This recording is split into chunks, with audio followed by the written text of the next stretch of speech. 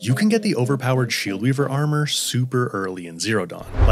Before even completing the secret at the gate's main quest. And yes, this does work on all platforms and all versions of the game, including the remaster. But even if you aren't interested in getting the Shieldweaver early, I'll show you exactly where to find each of the power cells you need for it so you can go grab them whenever you're ready. The very first one you can get is down in the ruins Aloy falls into as a child, which is right over here. And you can head down there immediately after finishing the tutorial section and talking with Rost. Just drop down into the cave and find the room where Aloy gets her focus. It's basically a big loop down here, so you can get back to that room no matter what direction you start from. From that room, you just need to go straight up the stairs to the door, open it, and then directly in front of you there will be an opening that's blocked up, but you can bust it open with the spear. The power cell is at the back of this room sitting on the desk. The second one is inside Allmother's Mountain, and you can grab it while you're in there for the Womb of the Mountain main quest immediately after the proving. From the room where you find your weapons, just go directly across towards the locked door, and to the left there will be a vent in the wall. Crawl through that vent into the room on the other side of the locked door, and you'll find the power cell in there on the floor. Now, if you missed that one during the quest, you can get back into Allmother's Mountain early, but it's a bit of a hike. We're going to follow a path roughly like this, all the way up to get on top of the Allmother's Mountain entrance. So starting from the campfire right outside Mother's Watch, we're going to head west, skirting around the base of the mountain until we get to a spot where the rock forms a sort of ramp.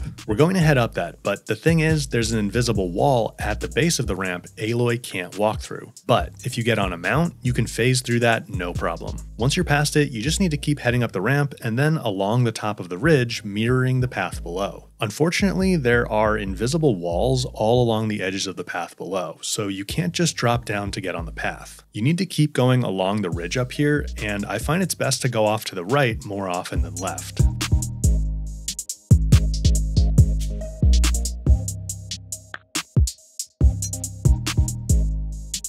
Keep going until you're literally standing on top of the entrance to the mountain itself, and then drop down using the wooden archway to avoid taking too much fall damage. At that point, you can just walk into Allmother's Mountain and head back to find the small hallway of rooms you were in at the start of the quest. It's the only hall branching off the main atrium, so you can't miss it. The third power cell is at the Grave Hoard. When you come here for a main quest, you can just walk in, but if you try to go here early, the opening is blocked. So to get in, we have to phase down through this very specific gap above the entryway. And the way to do it is by walking towards the gap and then stopping directly over it. You do need to make sure you're walking, not running, and it helps to look top down so you can see right as Aloy is about to step into the gap. You want to let go of forward right as she's about to step into it so she stops directly in the gap. You also want to make sure she's centered on the gap left to right. Coming at it from this direction is best. It is a bit tricky and it'll probably take you a bunch of tries to get it, but there's not much more to it, and I promise it does work. Once you're in, just slide down the first zip line and then head through to find the second zip line and slide down that one too. The power cell is in the corner of a hallway that's right near the bottom of that second zip line. During the main quest that takes you here, you have to go through this hallway, and the door requires a puzzle to open first, but if you're here early, it'll already be open. The only thing you need to be careful of if you do come to the Grave Hoard early is to not travel too far beyond this point, because eventually it becomes impossible to fast travel out, which is your only way out if you're not doing the quest. Now, if you have done the quest and somehow missed the power cell, it actually moves locations. In fact, it moves twice while you're doing the quest. If you missed it in the hallway, it'll be down at the bottom of the small ravine you jump and climb across just after clearing the room with a bunch of enemies. And if you miss it there, its final spawn location is in a small side room off the hallway that comes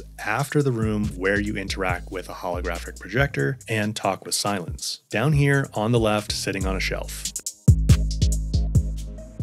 The next power cell, which is actually the third one you'd come across during a normal playthrough, is at Maker's End. It's way up on the very top of this tower when you get to the top of the climb for the quest, but you can get this one early as well. First, we need to get into the Karja territory, which you would normally do by finishing the Secret at the Gate's main quest, but you can sneak in before that at the Dawn Sentinel Gate. The gate itself is closed at this point, but if you get up on the ledge directly south of it, you'll find a spot where it looks like you could just mountain goat your way over. Unfortunately, Unfortunately, there's an invisible wall. But in addition to being a mountain goat, Aloy can defy physics, and this invisible wall doesn't stick out very far. So you can actually jump around it by jumping out and then turning in midair to get to the other side. Once you're past it, you're free to explore the rest of the map before even finishing a secret at the gate. So once you're out here at Maker's End, starting from the merchant just outside, you need to grab a mount and head into the ruins. And it is crucial that you have a mount. You can go in the normal way if you want, but there are a lot of enemies to get past that way, so it's easier to take this side entrance to head straight for where we need to go, which is this rubble pile the mount can climb up. You'll have to coax it up, but it'll get through eventually, and then you want to turn left and then slightly right to head down to the back of this hall. At the back, you'll find some branches blocking a gap in the wall. Aloy can't walk through those branches, but like the invisible wall earlier, the mount is your ticket to phase right through. From here, it's just a matter of climbing all the way up the tower through the elevator shafts and various other climbing routes until you reach the conference room that's up at the top. On top of the elevator shaft, there's a spire that goes up even higher, so you want to take the climbing route up that, and you'll find the power cell sitting at the very top. Now, if you're not able to fast travel out of here for some reason, you can drop down to the right of the elevator shaft and then carefully make your way down, hopping from ledge to avoid taking fall damage. It helps to roll each time you want to jump down to the next ledge instead of actually jumping, because the roll will move you forward, but you don't gain any height like you would with a jump. So it helps avoid fall damage. Once you're down, you can just take the zip line and then run down to the grapple point to get out. The last power cell is inside Gaia Prime, and it's pretty easy to get during the main quest, but if you're here early, there's no ladder to climb up into the interior ruins. So first, just follow the path like you would normally until you reach a rock wall with no way up. This is where the ladder is during the main quest. To get up without the ladder, you need to crouch down on the very edge right over here. Once you're crouched down there, look straight up as far as you can and keep the camera aimed up like this the whole time. You want to start spamming jump as fast as you can, aiming straight up and just slightly left for the landing. Try not to let Aloy go side to side very much at all. You need to go up in pretty much a straight line, so you'll have to move back and forth to compensate for her sliding sideways as you jump. You don't really want to move the camera around too much when you do this either, and remember to keep it aimed straight up as far as you can the whole time. It is a bit tricky, but Aloy will eventually scale the wall. The trick is to spam jump as fast as you can. Don't try to time your jumps or anything like that. Once you're up, you can just head straight through the workshop, turn left down the hall, and then immediately right to drop down the elevator shaft. Run out to the end of the hall to get outside again, where you'll see a rappel point, and then on your left, jump over to this ledge, which leads you straight into a cave-like room with the power cell on a shelf at the back. To get out, you can just fast travel, or climb back out and backtrack to go out the way you came in.